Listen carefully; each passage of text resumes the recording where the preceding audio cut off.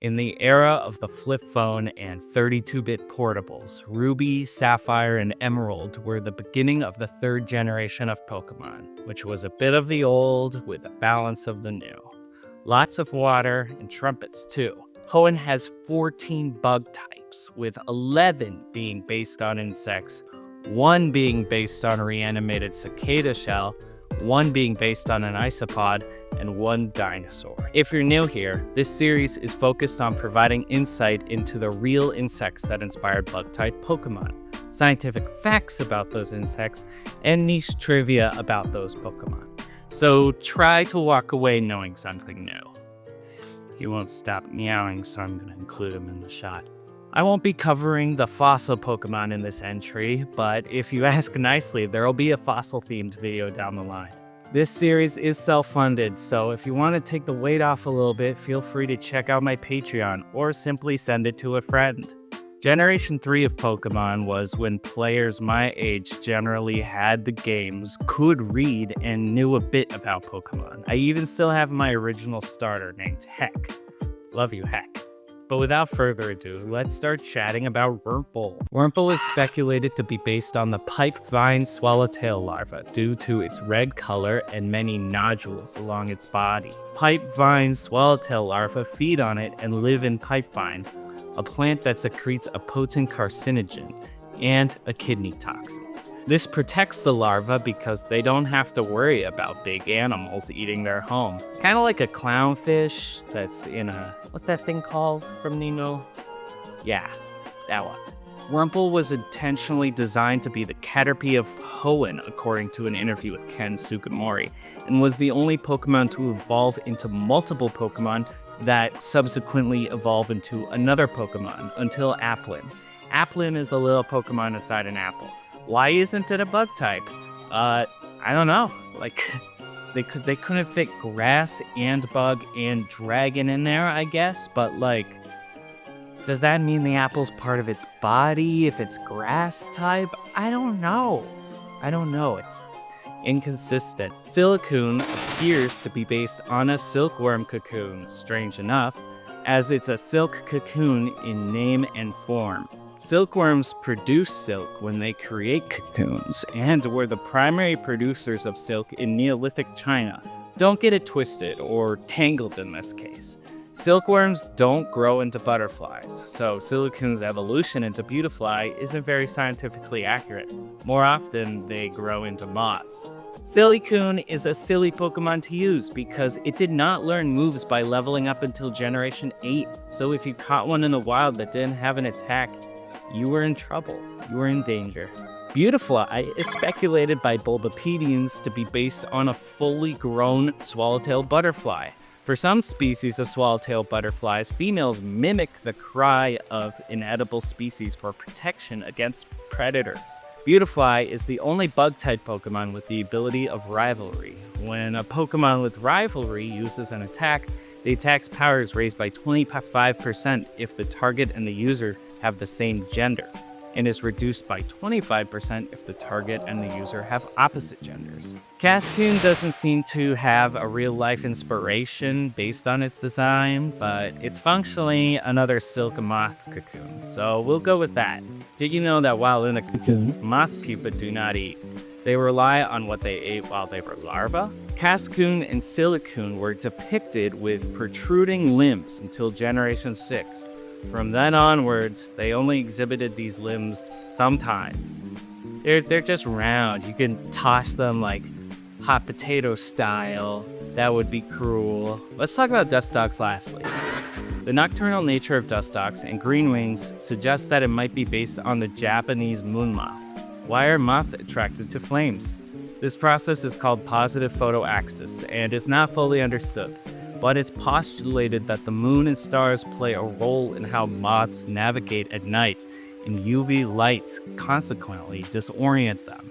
In the anime, in TCG, Dustox is depicted using Sunspore, but doesn't learn this move in the games. We must not be good enough. Surskit is a water strider. Water striders are Nusteds, which are species that live on the surface of water.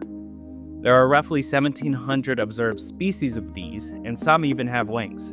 due to a typo in the spawning code of Scarlet and Violet, where the area IDs were entered as 1.4.5.7 instead of 1.4.5.7. Surskit has spawner data for South Province areas 2 and 4, which are associated with IDs 4 and 5, but will only spawn in areas 1 and 5, area IDs 1 and 7, as no location in the game corresponds to the ID value 4.5. Surskit was planned early in the development of Ruby and Sapphire and didn't change much in development. Masquerain is visually ambiguous, drawing from a variety of bugs. It looks like a moth with an eye spot mimicry wing pattern, but in the games it is deserved to have winged water strider behavior.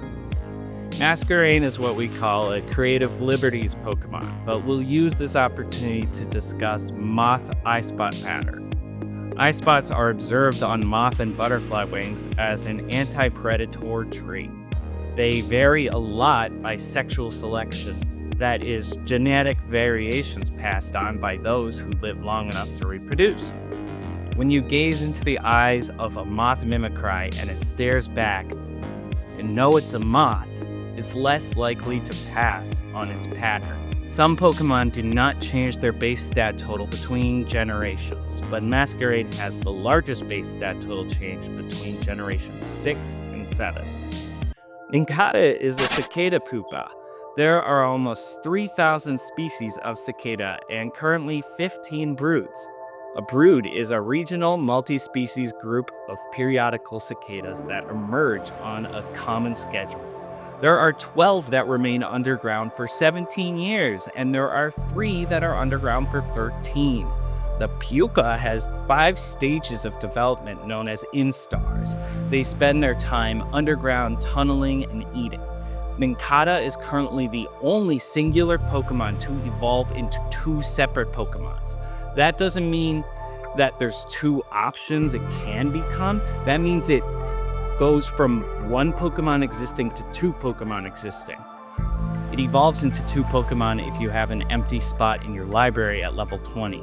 From Generation 4 onwards, you need to have a Pokeball in your bag in order to get Shedinja, and it won't go into any other Pokeball. In Generation 3, however, Shedinja copied the Pokeball that Nincada was caught in, kind of like a ghost Pokeball, because it's a ghost type. Ninjask is a fully matured cicada, but a cicada is not fully matured when it emerges from its shell. They actually need several days for their exoskeleton to harden for making noises. Noises they use to reproduce and die kind of quickly. The structures within a cicada that perform their iconic songs are aptly called timbrels due to their shape resembling a timbre.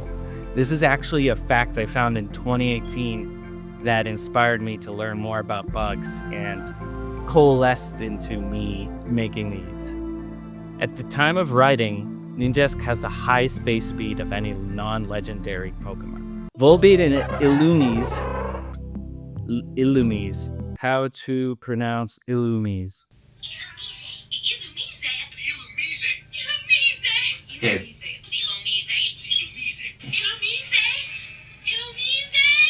Volbeat and Illumise are based on the firefly. Fireflies illuminate their tail, but the light does not produce heat. Even their larvae have been observed to glow. Volbeat and Illumise can only be female and male respectively. Usually, if Pokemon are bred together, the species of the egg is always the mom, but beginning in Gen 5, eggs from this pair were able to be either Pokemon. There's a Danish rock group called Volbeat that precedes the existence of this Pokemon. Maybe it inspired the name? But that's just generalized conjecture. Again, generalized conjecture. Shedinja is a special inclusion on this list because it represents the reanimated shell left behind from a cicada after emerging from underground. It's also my favorite bug-type Pokemon. The shell of a cicada is composed of chitin, which is found in the cell walls of fungi, insect exoskeletons, and crustacean shells. This mixture is known as chitosan and has been used extensively in traditional medicine as far back as AD, as well as modern pharmacology and biocatalysts, which means medicine. Shedinja is the only Pokemon with a fixed 1 HP in the video games. You can't alter it at all. You can't increase it, you can't decrease it. I mean, you can knock it out, but I'm talking about stats right now. And Shedinja is the only Pokemon with Wonder Guard, which means it can only be damaged by super effective attacks. This exact effect is not on Shedinja's Pokemon cards, but there are variations, like being invulnerable to evolved Pokemon. According to the Terra leak of Generation 3, Shedinja's ability originally prevented it from being confused on the grounds of it not having a soul. I'm glad we got Wonder Guard. I've always loved Shedinja because to me it represents the remnants of ourselves we've left behind that benefits others as we age, figuratively and literally.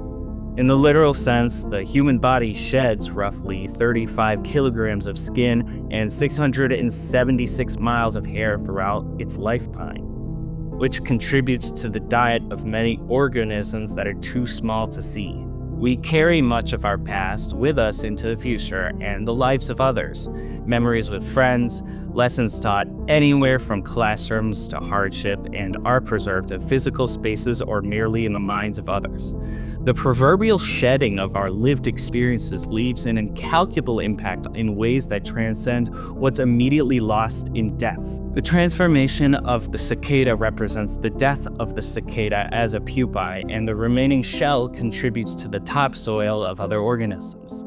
Even in death, our bodies as ashes or as decomposing corpses contribute to the ecosystems of others. Much like how climate change erodes the viability of topsoil, the ongoing corporate co-opt of creative spaces like this very platform erodes the freedom to speak out against the corporate entities that perpetuate climate change. It cannot be understated that if the Earth is ever engulfed in water or dried to be only land, many living organisms will be rendered fossils, which is closer to being as real as Pokemon, as real as living as Pokemon. During the polishing of this video, I lost a dear friend to an accident. He was a constant learner, a gregarious presence at parties, and saw the best in others even when they hit rock bottom. I have known him as long as I've known Pokemon, and while he didn't love video games, he valued unique approaches to spreading ideas, and he understood why other people loved video games. If you're feeling generous, please consider making a donation to Khan Academy. There's a link in the description for it. It's the first link.